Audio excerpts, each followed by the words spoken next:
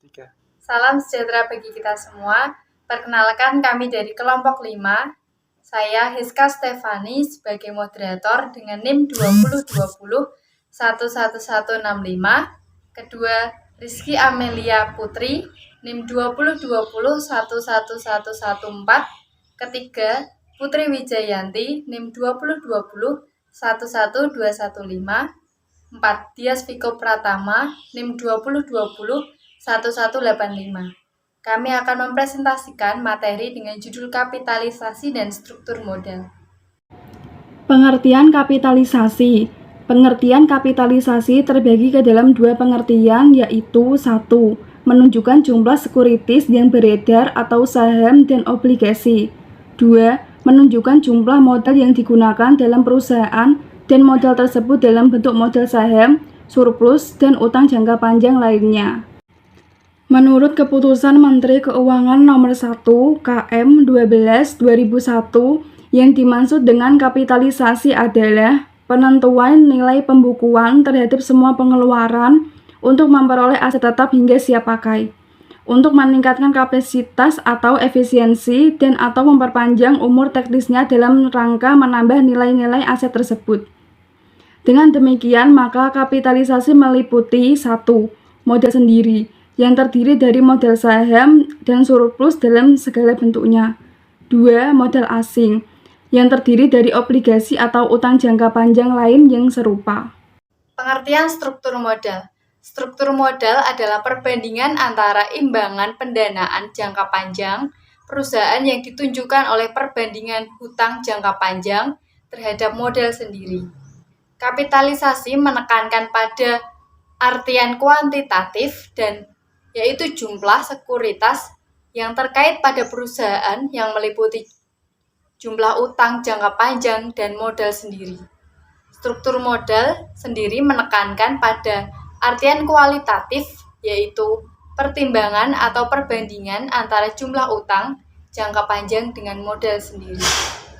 Faktor-faktor yang mempengaruhi struktur modal. 1. Laju pertumbuhan dari kemantapan penjualan di masa yang akan datang. 2. Resiko bisnis yang dihadapi perusahaan. 3. Posisi pajak perusahaan. 4. Struktur kompetitif dalam industri. 5. Status kendali dari para pemilik dan manajemen.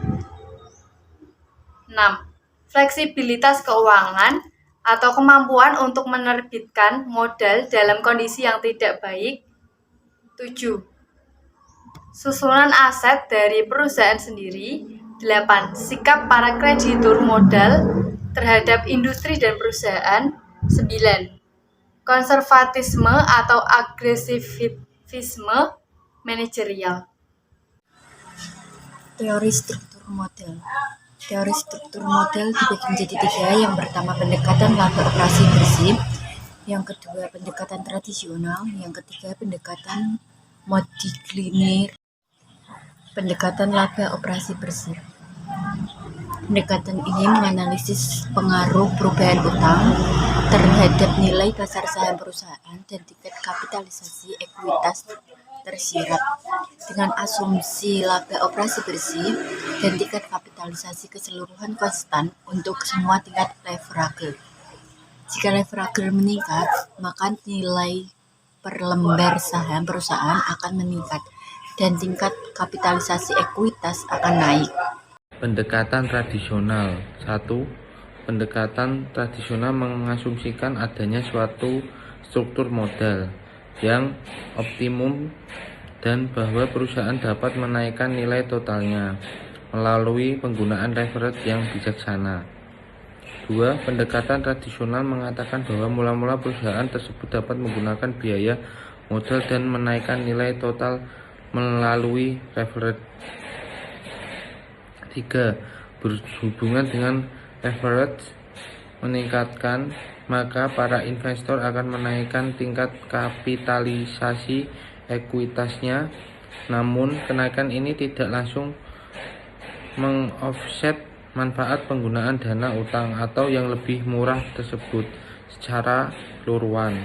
4. Apabila leverage semakin besar, maka para investor semakin menaikkan tingkat kapasitas ekuitasnya hingga akhirnya pengaruh ini lebih dari sekedar meng-offset penggunaan dana utang atau yang lebih murah. 5. Setelah mencapai titik tertentu, dengan adanya kenaikan leverage justru akan menurunkan nilai total perusahaan. Teori struktur modal. 1. Pendapatan bahwa resiko total bagi seluruh pemegang saham tidak berubah walaupun struktur modal perusahaan mengalami perubahan. 2. Hal ini didasarkan pada pendapatan bahwa pembagian struktur modal antara hutang dan modal sendiri selalu terdapat perlindungan atas nilai investasi.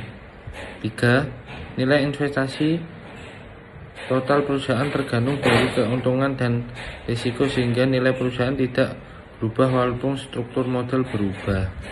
Sekian presentasi dari kelompok kami. Apabila ada salah kata dalam kami menyampaikan materi, kami mohon maaf yang sebesar-besarnya. Terima kasih.